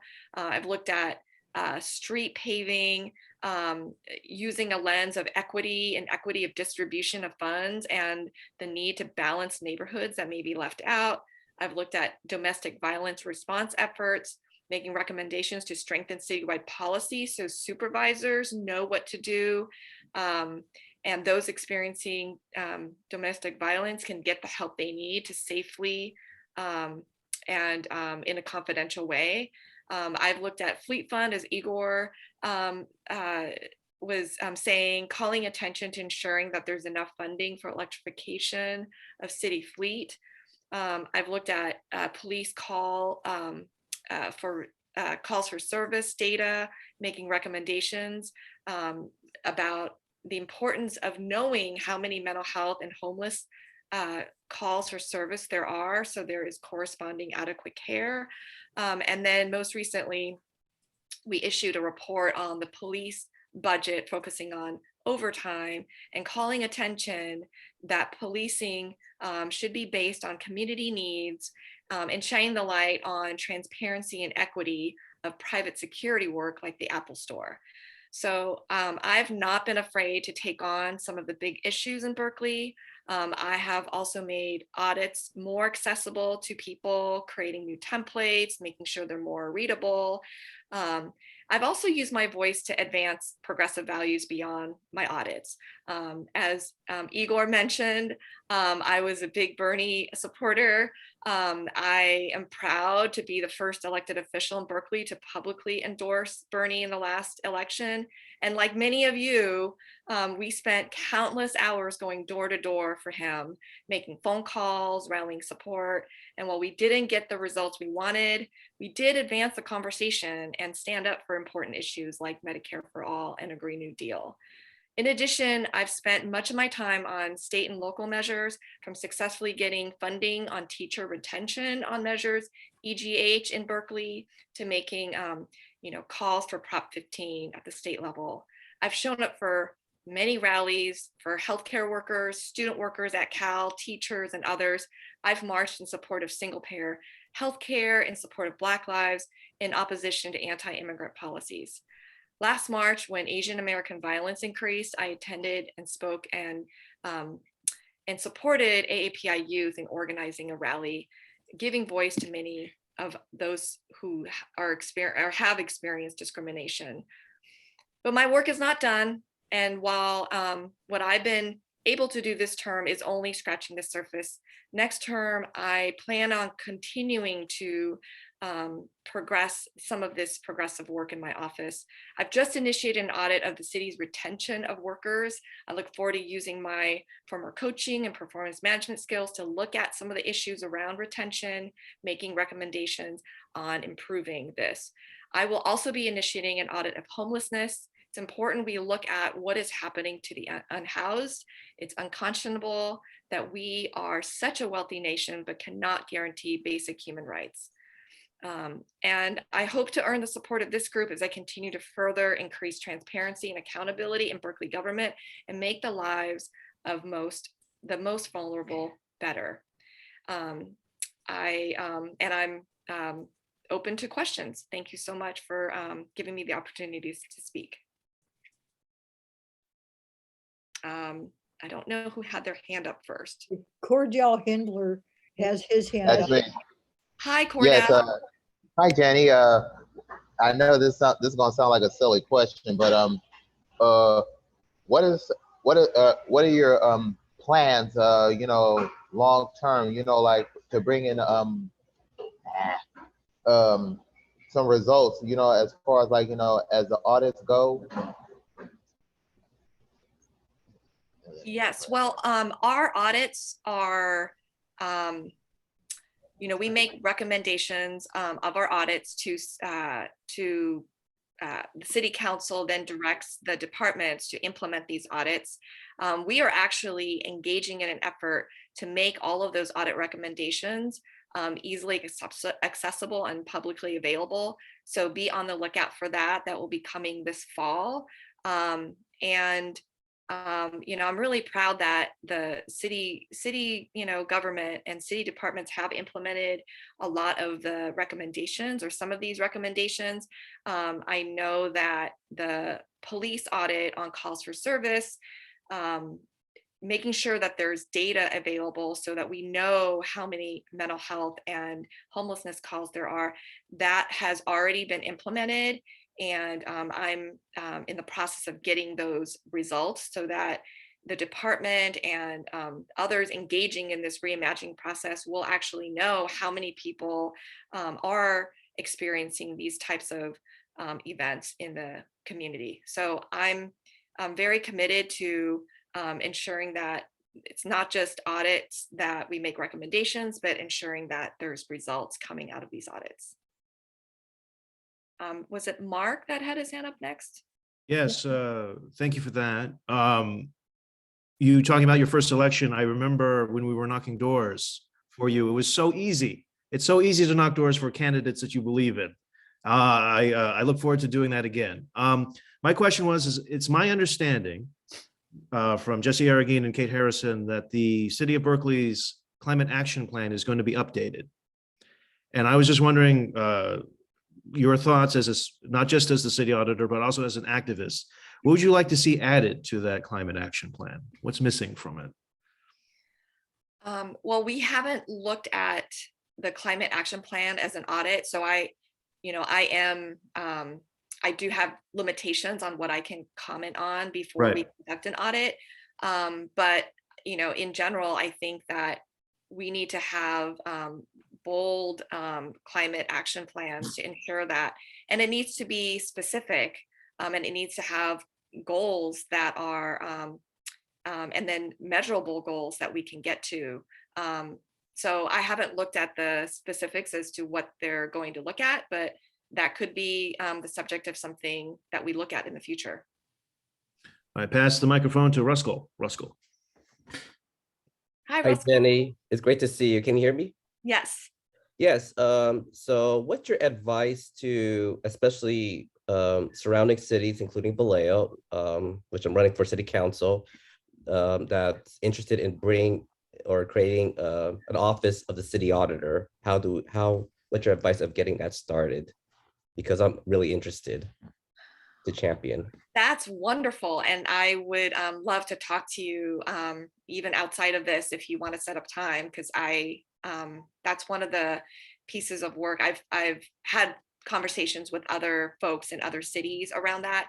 And that, the best advice I have is there is guidance on the Association of Local Government Auditors website that includes detailed information about how to set up that language in the city charter or in city municipal code that ensures that the auditor is independent, that the auditor can independently assess the operations, but also can then get authority to access the necessary information. I'm very lucky that I live in the city of Berkeley that has in the charter, the authority that I need to conduct my audits. And so if there is obstruction or obstacles in getting the information I need, I have that to rely on to ensure that that I can access information that I need. And that, I think, is the most important thing, is that the auditor's office is a separate and independent entity. I don't report to the city manager. I report to those of you that live in the city of Berkeley, and I take that very seriously. That I am not bounded to others. That I'm bounded to those of you that that put me in office. Thank you, Jenny. And I'm going to be talking about it when I speak soon as part of my platform for Vallejo. Thank you. Wonderful. Well, I look forward to talking with you in Yes. more detail about that. So let's definitely connect. Thank you. Yes, definitely will. Okay, I believe Igor is going to introduce one more person, and then I'm going to come on and introduce at least one person, maybe more. Go for it, Igor. Yeah, happy to. So as a side hustle for several years now, I've had the pleasure of working on campaigns as a consultant for trailblazers, movers and shakers, the kind of folks that shatter glass ceilings. We elected the first Latina to the San Leandro City Council, and I'm very excited to introduce this next candidate because she is a trailblazer. If we help elect her to the El Cerrito City Council, we will be making history. Carolyn Weissinger is someone who has devoted her entire life to serving the community, centering the needs of the least of us. She is someone who has been a fighter for LGBTQ rights for her entire life, and she's going to talk about her biography. I'm not going to steal her thunder. She is someone that is going to bring progressive values to the El Cerrito City Council and to the entire community in Contra Costa. Let's give it up for Carolyn Weissinger. Hello, everyone, and thank you for having me. Look, I'm in beautiful central Contra Costa County supporting a candidate and looking for the best spot where you can see my face. But yes, my name is Carolyn Weissinger. I'm running for El Cerrito City Council here in 2022. And I just want to first start by thanking Carol and all the members of OREB who supported me in what year of the pandemic are we now? That was in 2021 when we ran for assembly delegate in what was then Assembly District 15. So yes, you know, I am a fifth generation West Contra Costa resident. My family came here to Contra Costa County during the second wave of the Great Migration, and my family was literally pioneers in the Richmond and Contra Costa community as far as centering Black business ownership and building opportunities for Black people. My uncle Otis Cartwright is well known in the Richmond community for starting the first Black business in Richmond. He also founded the first Black Chamber of Commerce. And I recently, after I ran for West Contra Costa Unified School District, found out that my namesake, Carolyn Blewett, was actually the first African-American person to desegregate the grocery workers union when they were looking. The union came to my uncle looking for someone to actually go and work at Lucky's at that time. And so she became the first Black person to actually work in a retail store in Contra Costa County. Later on in the 90s, my grandfather, after working tirelessly in law enforcement and public safety in our other hometown in DeRidder, Louisiana, came back to Richmond, and his call to duty was to actually support those who were searching on their journey for sobriety during the height of the unfortunate crack epidemic that hit our communities then. I came about in 1987. I've been in Richmond since 1987, went to California State University, Long Beach. And unlike what Igor said, I didn't start fighting for LGBT rights until around then because I came out while I was still living down there. And at the time, as some of you know, I'm a big talker. I love to fight for folks. I love to fight. I love to talk about what's right and what's wrong. I remember being here in the Richmond community in 2014 when council member Javanka Bexel was running for re-election. And then when my friend Demlis Johnson was running in 2018, and I swore that I would never run for elected office. It was too much work. It was too hard on the candidate because people will rake you over the coals too much. But then also in 2018, I decided that I was going to take part in planning this this little party called San Francisco Pride. And I learned that planning San Francisco Pride is much more than simply planning a party. It's actually learning how you can best service those million LGBTQ people that do come into the Bay Area, into San Francisco during that time. It's really talking about holding corporations accountable. It's talking about holding elected leaders accountable. How do we better work with them to make sure that each and every one of us, not just those who are economically advantaged, but those who are living in the most marginalized of circumstances still feel safe, even if it's just for that 2-day event. And really learning about the power that that organization has for something that seems to be so small, it really affects so many people. And once I learned how important that was, how important it was for me to sit in the rooms with those leaders, I realized how brave it was. As much as I hate having people in my business, how brave I had to be to actually do this because someone has to be the person to sit at those tables. So now I am running for El Cerrito City Council. El Cerrito as a city itself is a city that I have a long history with, going back to when my mother was working her 2 jobs as a single parent. She worked in the El Cerrito Plaza, and then I went to El Cerrito High School, Go Gauchos, where I was their senior class president. So being on the El Cerrito City Council, some of the things that we are going to champion as a campaign is redefining community and public safety, a participatory budget. And we're really going to be talking about a lot of the issues that those that are in the low income working class communities of El Cerrito don't often get represented and talked about in our city. So thank you so much for having me. I'm open to any and all of your questions. As you know, we just started this campaign. We're still putting together all of our policies and our platforms, but I knew that this was an important group that we needed to talk to and get the support of. So I'm happy to be here. Great. Thank you so much. We'll hand it over to some questions from the audience. Cordell, go ahead. Yes. Hello, Carolyn. Hi, Cordell. I was one of the questions that I was going to ask is as I said for the last speaker, how do you envision,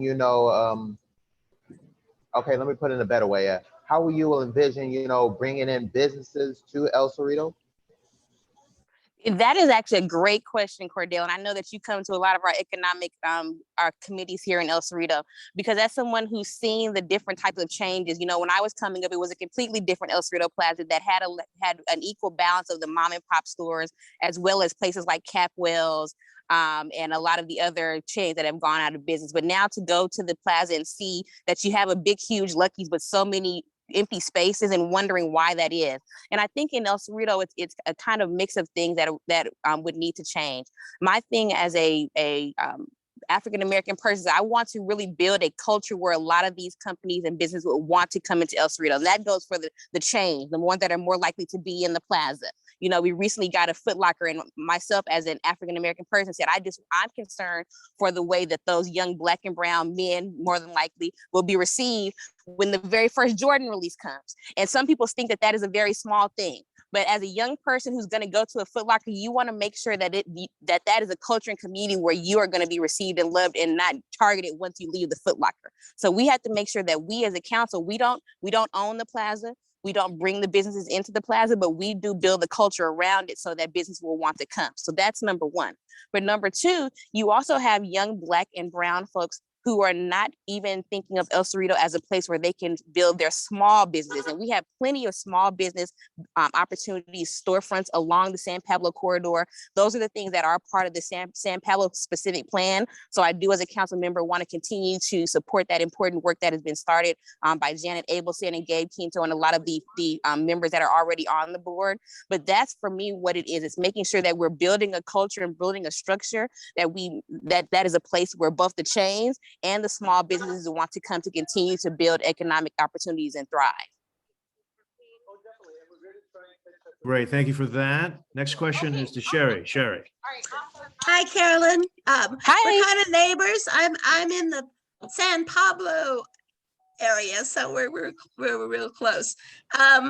One of the things that I have worked with other people that are working on city councils is the problem of forming a coalition to get things done. So how do you feel about the other members that you will be working with when you get elected, and forming a coalition to actually get some of your wonderful ideas through and passed? You know, I have a great relationship with all of the amazing folks that are on the council right now. The ones that will still be seated in 2022 will be former Mayor Fideli, Tessa Rugnick, and Lisa Matayama. And they are folks who I have great relationships with, and I think that we will have a great opportunity to build those coalitions. Everyone has their different priorities. We know that Vice Mayor Matayama is very detail oriented and is very about the economic development that we were just talking about a moment ago. Councilmember Rudden is very getting into the details of our budgeting process, and Councilmember Fideli has built so many of those policies that we are trying to get through to make sure that we're supporting affordable housing and other things. So I think the opportunity to build coalitions with them is there, and I know that to continue that, it's going to be someone, it's going to have to be someone who has a relationship and ensure the policies, ensure the partnerships by continuing to have those conversations. Thank you for that. Next question is to Jamin Purcell. Hey, Carolyn. Hi, Lovely to see you. Jamin. I'm super excited that you're running. So having worked with you before, I know that you're really great at being able to put on events. And I also know that you're a really great community organizer. What do you think is going to be the strongest skill that you have that you're going to apply to this campaign? And what is the skill that you're going to be working on to grow through the campaign to make sure that you win? And I know that there's a couple of people on this call who follow me out in social media land. I think the thing that I'm going to work on is being more diplomatic. You know, there is a time and a place to fight. And I think that I've actually had to do that as a president of San Francisco Pride. And that's what really set me up to be able to do this. So as far as things to work on, that's really going to be it. Is really fighting with my policy and not always necessarily fighting with my loud voice and words unless necessary. I think the things that I'm definitely going to lean on are, again, going to be my relationships and my community building skills. I think that you know, growing up, I grew up on the south side of Richmond, so literally just outside of the line. I never as a child thought about how close I was to El Cerrito. El Cerrito was this far off rich place that I didn't have access to. I didn't realize how many of my friends actually lived within the city limits of El Cerrito.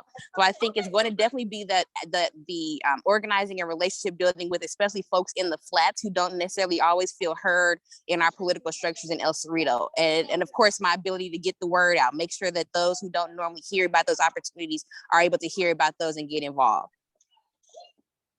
Thank you for that, Carolyn. Everybody in this group has been asked to be more diplomatic. Please don't. Please don't. Final question is to I got to be Kabir. a little bit more diplomatic. I got to choose my words a little bit better. The final question goes to Kabir. Kabir, go ahead. Hi, Kabir. Hey, Carolyn. So you mentioned the people who are still on the council who just got reelected or just got elected. So you're running for this correct me if I'm wrong, there's 5 seats on the El Cerrito Council, right? There's 2 seats at this time around. So can you list off who the opponents are or who the opponents might possibly be or who you're running against? I have not heard of anyone else announcing. I could hypothesize about what's in the streets, but I'm not gonna out anybody or anything like that. You know, and that was one of the reasons we really wanted to get out early, because we know that there are only 2 seats, and you know, El Cerrito, to be in the position where it is, it has really a small town feel. You really have to get out early and talk to folks and make sure they know your name, even if they know you in passing from the Safeway. Make sure that they know that you're running. But I don't really know for certain. No one else is out as early as we are. Thank you. I love Matthew, you, Kabir. I love you too. Matthew, I just saw your hand up. Please make it very quick. Go ahead. We can get out of your hair. I saw, okay, his hand is down. Well, Carolyn, thank you so much. Oh, Wait, can you hear? Sorry, I'm Yeah. here. you're breaking up. Go ahead. sorry. Go ahead, Matthew. Yes. Here's my question. El Cerrito spends a significant percentage of its municipal budget on the police. Do you support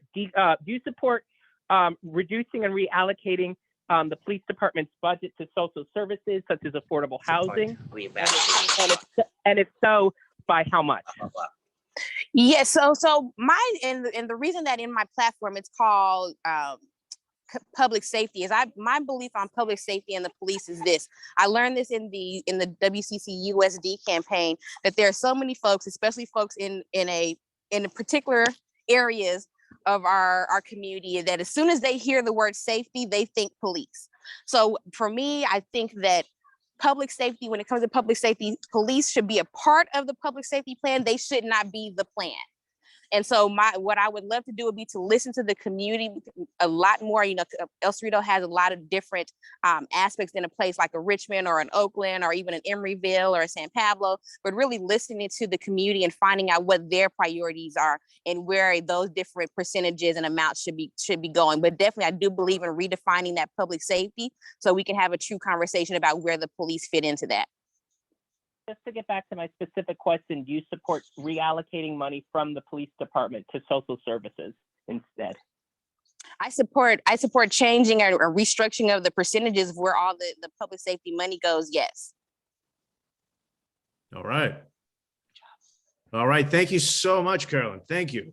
Igor, I want to thank you for bringing Carolyn to us, making us aware of this important race. Shall I hand the microphone over to you for some final words for Carolyn and Jenny? Well, these are 2 heroes of mine. I think they embody the spirit of, you know, what Bernie always told us, not me, us. The only way that we can change our community and make sure that those who represent the community are reflective of our shared values is to go and run for local office. And these 2 ladies have been embodying that. And I hope that we as RF support them. Thank you, Igor, and thank you for making time today. I know how busy you are. Thank you both. Jenny Wong, City of Berkeley, city auditor for the City of Berkeley, and Carolyn Weissinger for El Cerrito City Council. Thank you so much, both of you. Our next guest who's going to speak is our friend, progressive stalwart of Solano County. I really got to know him fighting in the trenches for Javanka Beckles in her assembly race, which has now become something of legend for East Bay activists. He was Vallejo City Unified School District Director, and now he's running for City Council of the City of Vallejo. Please welcome our pal, Ruskell Kianyang. Ruskell. Thank you, Mark. What a beautiful day. It's great to see many of our friends, our members here. I remember when my boss at the time, then Richmond Councilmember Javanka Beckles, inspired me to join Our Revolution East Bay in 2017 and still here attending these meetings. For those that don't know me, my name is Ruskell Kianyang. I'm an immigrant born in the Philippines, and I came to the Bay Area, especially Vallejo, 30 years ago. I've attended public schools and have been 100% committed to our community. I started my public service career as an intern at Vallejo City Hall in 2007 during my senior year of high school. And this was a year before Vallejo went into bankruptcy due to the unsustainable cost of the police union contracts, which has automatic pay raises, which another reason why they went into bankruptcy. So I saw the inside of what was working and not working in City Hall. I went on to serve on the City Youth Commission and also started attending City Council meetings since then. I went on to also serve on the Vallejo School Board and worked for then Richmond Councilmember Javanka Beckles. Whenever residents would contact me about an issue or concern, I listen, I take notes, I take action, whether it's connecting with residents, with staff, or agencies or organizations to help with their issues. And then I would continue that public service values and skills and experience by working for Berkeley Councilmember Cheryl Davila. And currently I serve as an Assembly District 14 delegate and currently serving on the City of Vallejo Participatory Budgeting Commission. Vallejo is heading in the wrong direction. Our residents are paying one of the highest regressive taxes in the county and probably in the state. Years ago, I wrote an op-ed where we're facing higher bridge tolls, increasing water, sewer, and other utility rate increases. And unfortunately, we're living with that today. City Hall is so mismanaged. There's a lot of wasteful spending. Our unhoused residents are not being helped. There's no accountability.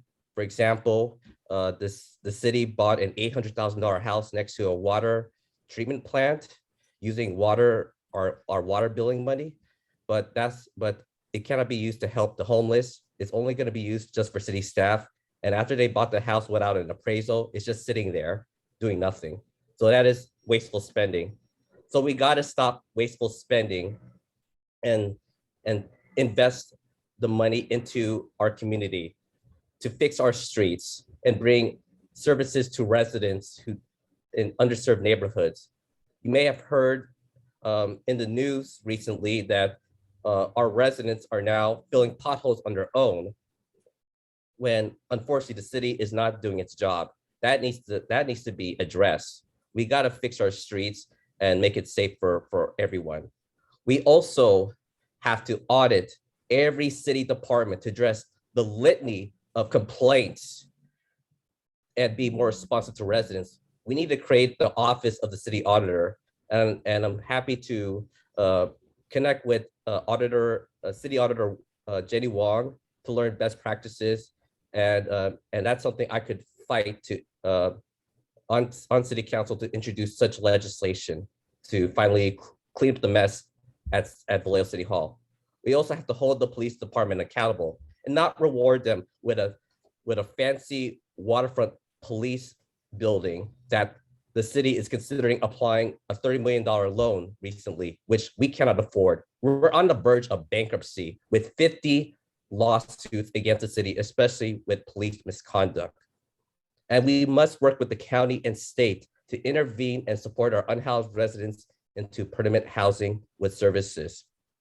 And finally, we must continue to protect the health, safety, environment of all residents. I'm someone who has a record of fighting for all people and not special interests. My name is Rasko Kayangyang, and I would be honored with your support. Thank you. Thank you, Ruskell. Thank you so much. We have a question from Cordell. Cordell, go ahead. Cordell, go ahead. Yes. Hello, Russ.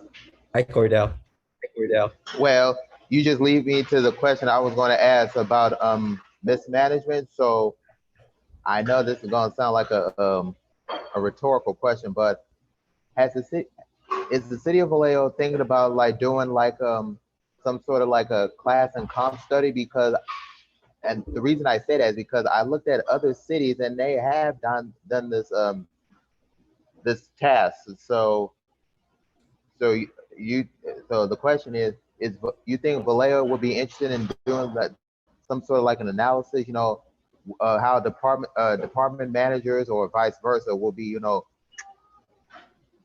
what I mean, a class and comp study?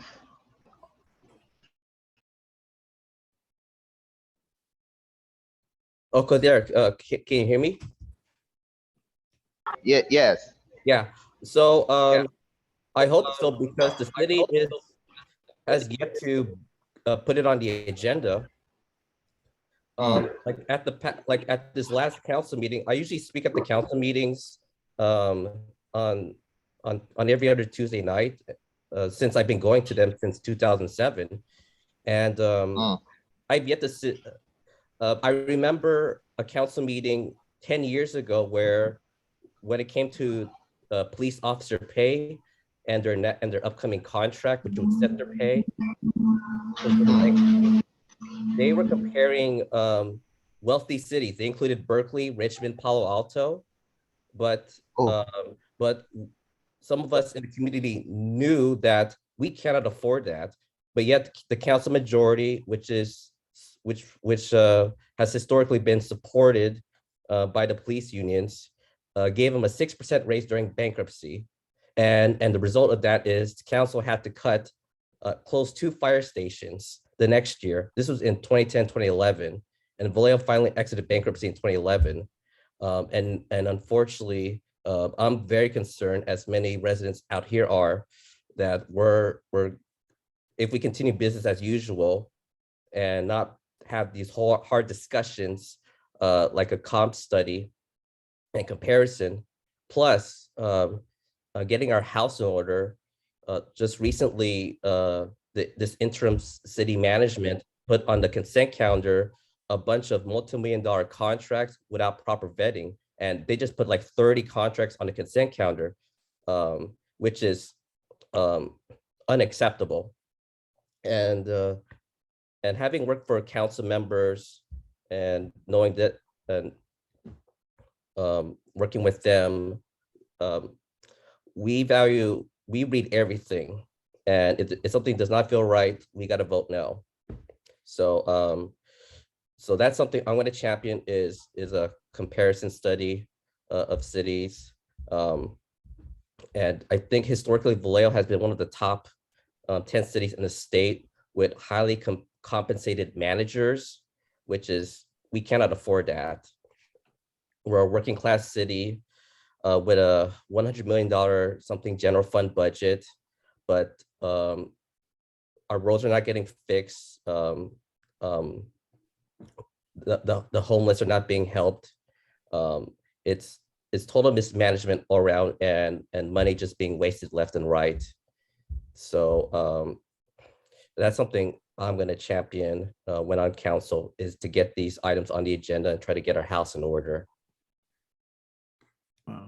Wow. Well, is there any further questions for Ruskell? All right, well, seeing none. Cheryl has a question. No, that's no, it's Cheryl. not. It's a thumbs up. Oh, Councilmember Davila. Do you have a testimonial? I was giving a thumbs up, but I can ask a question. Yes. I'll ask the same question that I asked before. What brings you to the top of our mind? What makes you stand out more than anybody else? Well, I know you have lots of experience and know lots of people and have done lots of work and started very, very early. But go ahead. Thank you. thank you, Councilmember Davila. And I miss our work together, but we're still working together on climate emergency currently. What I think what I'm known for is hard work, consistency, and being involved in doing the work for a long time versus those that just came out of nowhere and just like woke up one day, I want to run for city council or run for office. So Vallejo just cannot afford at the moment those that just came out of nowhere. We need experienced leadership that will listen, that will get things on the agenda, which is critical, and get things voted on to hire new city management, to get a city auditor. And I think to take it further, we need to get auditors from the state to clean up the mess at City Hall and the police department. We also need to get a community police oversight commission installed, which many of our cities down the road from Vallejo have one. And I've worked on these issues. I've worked on council items and resolutions, which I have a stack right next to me that addresses issues of public safety, financial management, accountability, transparency. For example, I worked with Councilmember Davila when the community complained about the Berkeley police chief at the time.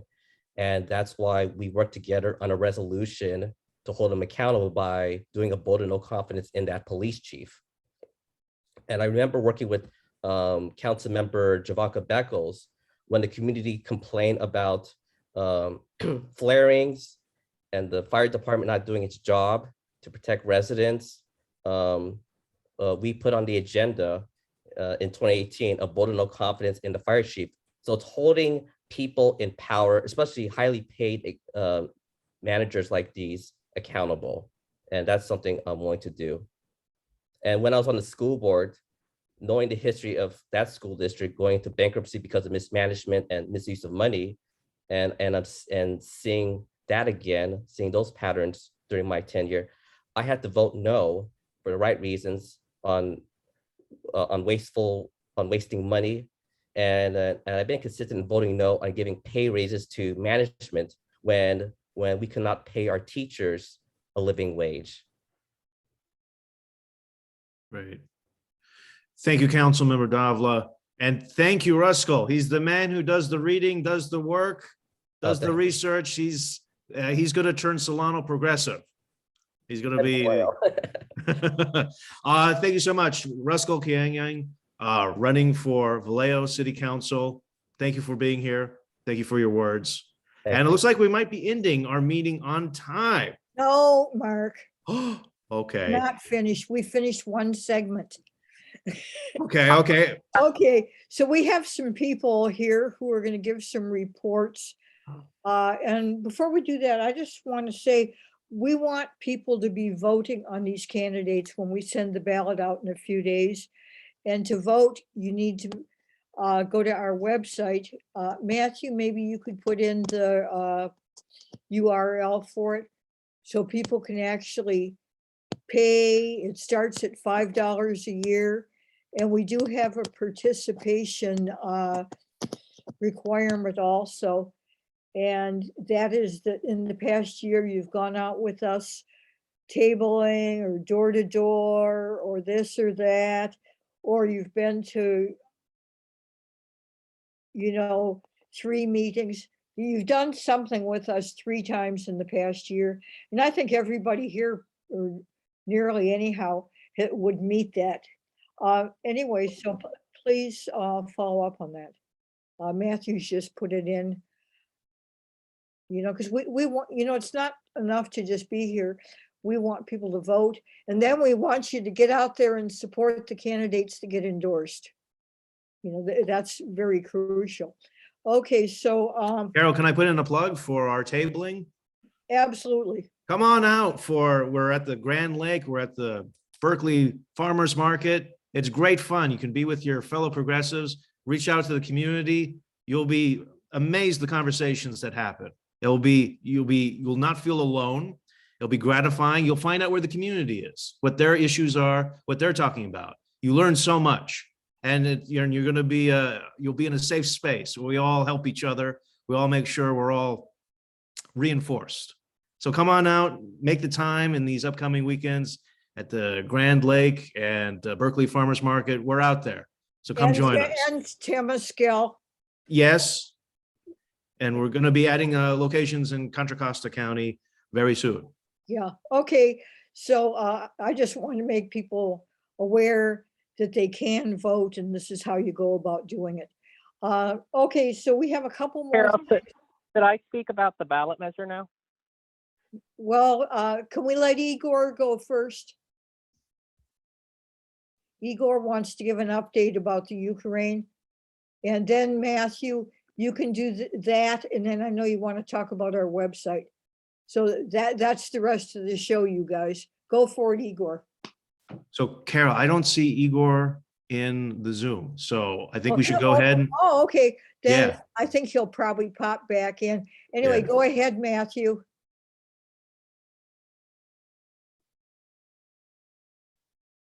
Matthew, go ahead if you can hear us.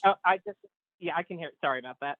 I just put a new link in the chat so folks have something they can look at. I'm asking us to endorse an Oakland ballot measure known as Invest in Our Oakland. City of Oakland has a gross receipts tax that's essentially a tax on revenue for city businesses. But unfortunately, right now, that tax is pretty regressive because the percentage that you pay in your business pays in income is a flat tax. So if you are a small business or even a cooperative, you are paying the same percentage of income as a giant corporation like Target or Whole Foods or Amazon. And so there's a proposal to put on the Oakland ballot known as the Investment in Oakland Act that would basically change it to a progressive tax, a sliding scale in which your tax rate depends on how much income you are making, just kind of like, state and federal income taxes. If you make more, like Amazon or Whole Foods, you'll have to pay a bigger percentage. So it would reduce the rate for small businesses, increase it for big businesses, and result in about $40 million a year in new funding for the city of Oakland that can be used on things like more funding for the fire department, more funding for affordable housing, and so forth. Right now, there's signature gathering going on. The kickoff for the signature gathering was actually yesterday at Lake Merritt. Lots of organizations like DSA, SEIU 1021, Oakland Education Association. I never know how to pronounce the name of your union, Brandon, but if P21 or something like that are all supporting this. And I think this is a really great, I think we should endorse it, and we should do it now, even though it won't be on the ballot till November, because we can collect signatures while we're tabling at, say, Oakland Farmers Market. We can just put up like a little handwritten sign that says, tax the rich to improve city services. And that, I think, is a great opportunity for people who may not know what our revolution is to come over to our table and talk to us. We can get their signature. And we can also get them to learn about our revolution and possibly join our organization. I think it's a win-win. Us endorsing doesn't mean we have to do that, but it would give us the opportunity to do so. So and most importantly, it's a good policy. So I would encourage us when we get our ballots, over, a week from now or whenever, that all of us vote yes on this, on endorsing this measure. And I'm happy to answer any questions about it to the best I can. Does anyone have questions for Matthew about this ballot initiative? All right. All right. Well, I think you made a persuasive pitch, Matthew. Should I give my my report as well? Yes, please. Yeah, limit it. Can you limit it to about 3 minutes? Yes, that should be fine. I am I'm basically among other things like social media manager. I'm the webmaster for Our Revolution East Bay. Used to be kind of co-webmaster with Jake. Now I'm de facto sole webmaster.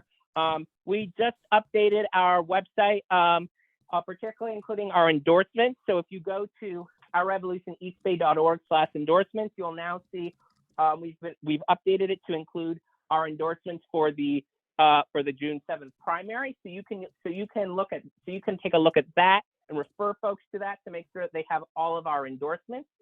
That's really great. We're also working on updating a few slightly out of date things elsewhere throughout the website. Mostly done, not entirely done yet. The last thing I wanted to say quickly was some of you may know we've had a form at Our Revolution, a contact form at ourrevolutioneastbay.org/contact. Unfortunately, due to some weird bug, not on our end, anytime anybody filled that out, we were supposed to get an email notification, including what they said, like, hi, when are your meetings or something. Due to something on Weebly's end, we were not getting those emails. So if you filled out that form and you asked us some super great question or told us about some really great opportunity and we didn't get back to you, we're so sorry. We weren't ignoring you. It's not like we don't like you or anything. It's just it wasn't sending it to us. I think I have fixed that form. Just wanted to let folks know if they send us a message that way, that's why you didn't get a response. Our sincerest apologies for that. But I've redone the form. So whatever, again, it was some weird bug on Weebly's end, I think, but it should be working now. I've tested it out and hopefully it's working permanently. Okay, thank you very much, Matthew. And thank you for all that you do on our website and with us. It's really appreciated. Okay, so the next thing I want to bring up, is there anybody else here that's running for office that wants to speak? Oh, okay, we have somebody. What is your name here? Hi, my name is Jamin. Purcell. Okay, go ahead. Hi, my name is Jamin Purcell, and I'm running for Richmond City Council in District 4. This is the first time in 30 some years that District 4 is going to be able to have the possibility of having representation from out here. And I am running on the slate of the Richmond Progressive Alliance, along with Eduardo Martinez. Let's say I have my platform of progressive economic development, authentic public safety, and trying to work towards affordable housing and stabilizing neighborhoods within the city. And I am running against currently there's one candidate I'm running against who has already aligned herself with the police and with Tom Butt and with the Chamber of Commerce. So I want to ensure that there is a progressive majority still on the council in City of Richmond. And so as I've worked with Javanka Beckles all the way back in 2014 and with the Progressive Alliance for many years over the course of in between then, I want to make sure that I can continue the good work that has been done by them. So, yeah. Okay, so you're running for city council. Yes, I am. Part of getting our endorsement is to, make an actual presentation and to fill out, it's about a 50-question form. And we're kind of winding down on this kind of thing right now because we're trying to support the people that are going to be in the election in the primary in June, but we're going to want to support other people come after June 7th. If you could get us, let's see. I've actually submitted a application already. I kind of remember getting something from you several days ago, a letter, but I didn't get any application. Nor nor did Michael Chang. We discussed it. Carol, we got it. You did get it. Yeah, it was from a different version of the questionnaire. It was version 2. So I thought we were looking at version 3, but we have your responses, Jamin. Oh, I'm so sorry. It was the one that was sent to me from the Eduardo Martinez campaign because we. Oh, That's well, it right, should come because from us. It should come from yeah, us. it came from They Eduardo. don't That's have why. Problems. Yeah. Yeah, so what should we do? Should we include him now, or do you want to come back? Could I hear from some OR board people? I mean, Let's have him. I'm totally. Carol, is he running in June or is he running? Oh, he's running in November. Why don't we have a formal, have him come back? Okay, and- does that work for you? Sounds good to me. Okay, Yep. we'll actually do that and officially have you here then. That would be Okay, wonderful. I would yeah, appreciate it. Okay, and apologies for not. Thank you for coming. Yeah. Not at all. Okay, anybody, other candidates here? Okay, one last little thing. Is there anybody here who hasn't spoken during the meeting and would like to just say, hi, this is my name, just so you feel a little more included? Oh, okay, we got somebody here. We have Robert Dill. Welcome, Robert. Unmute yourself. You're muted. There we go. Am I unmuted? We hear you. My name is Robert Dale. Thank you guys for allowing me to speak today. I'm glad to be here. I will be running for public office in the future. I intend to. I've been looking at things, watching things, and I wanted to come and see what you guys was talking about and, just see where all the people are and just see where the community is sitting at right now. And just so you know, Robert Dale will be running for public office. All right, Robert, what are you going to run for? Any idea? California governor. Ooh. Yes. All right, that's somebody. I will support John Garamendi. And there's candidates here. I'm out of Oakland, but there's candidates here. The one in Vallejo, I would gladly support him. I think it's Lewis. For the money that they've been mismanaging in the city of Vallejo. I'm very much aware of that. The one guy that was speaking earlier. Oh, Ruskell, I think you're talking about. Yeah, he was speaking the truth. I'm one individual that's totally and absolutely against mismanagement and malfeasance in public office. I can't stand it. But it seems like these days it's getting more blatant and we don't have any laws to curtail that, to punish people. I'm also against defunding police departments. We need to set punishment up, the higher standards of punishment for police officers that do break the law and do bad things in office and not punish good officers. It's a lot of things. I don't like to see the good suffer for the bad. I don't like to see that. Robert, thank you for being here. I like that you're going to start at the top. That's the way to do it. Yeah, I know. I should start at the bottom, but I don't have a choice. I'm looking at things. I'm getting old. And so I want to try to make my mark and hopefully I can help a lot of people out that are needy. And I'm grateful that you guys allowed me to be here today. But soon as I do pay my fees to run, then you guys will be hearing from Robert Dale. All right. And thank you. Thanks again. God bless you all. You too. Thank you, Robert. Okay. Bye-bye. Okay, does anybody have an announcement they need to make or want to make? I have an announcement. Okay. Okay. Yeah. So I'd like to invite our revolutionary, our Revolution East Day to the Richmond weekly meeting. You're cracking up. I can't hear you. Cordell, you're really breaking up really bad. We can't make out what you're saying.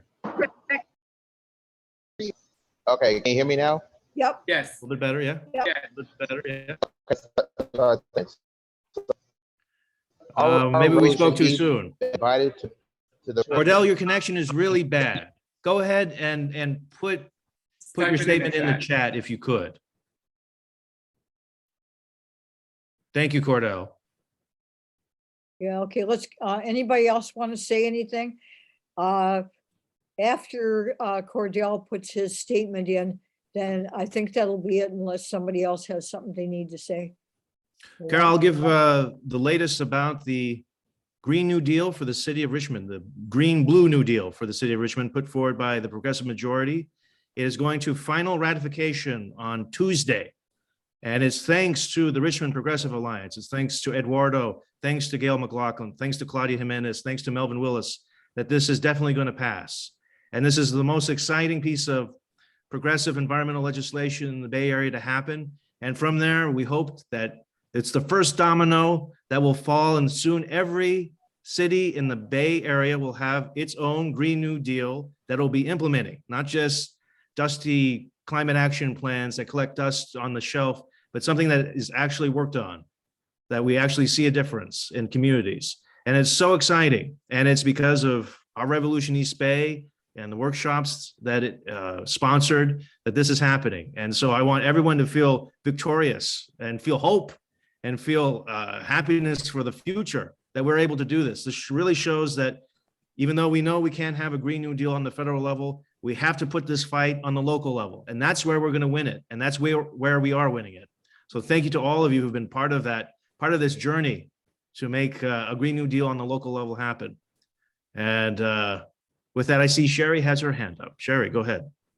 Well, I wanted to do a commercial too, but first I wanted to thank Mark and Susanna and Igor and Carol and Michael, who of course is kind of behind the scenes, and everybody that has worked on these programs for endorsement. And my commercial is that it does take a village, and it does take a lot of people to change the look of our government and what's going on. And the best place to do it, just like Bernie said, is locally. So we hope you will go to the website that Matt put up, that you'll join us, and especially when Carol and we all send out the newsletter and tell you how to help a candidate.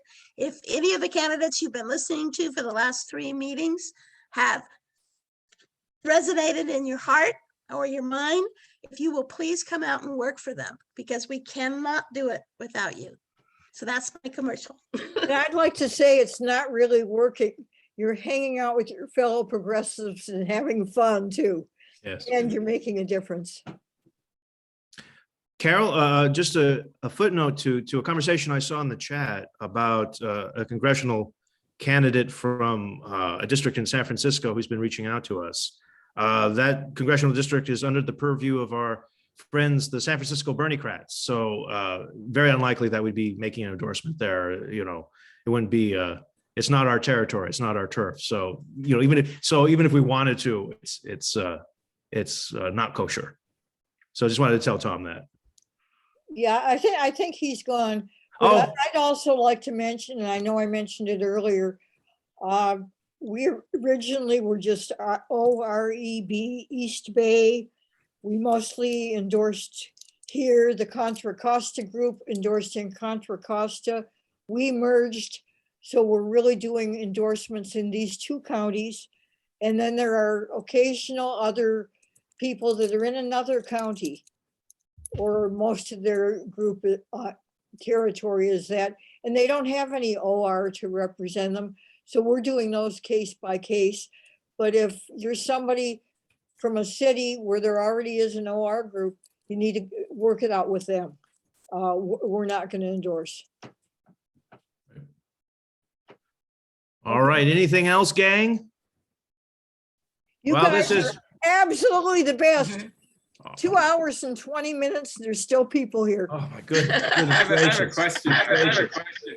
Well, Alfred has a question.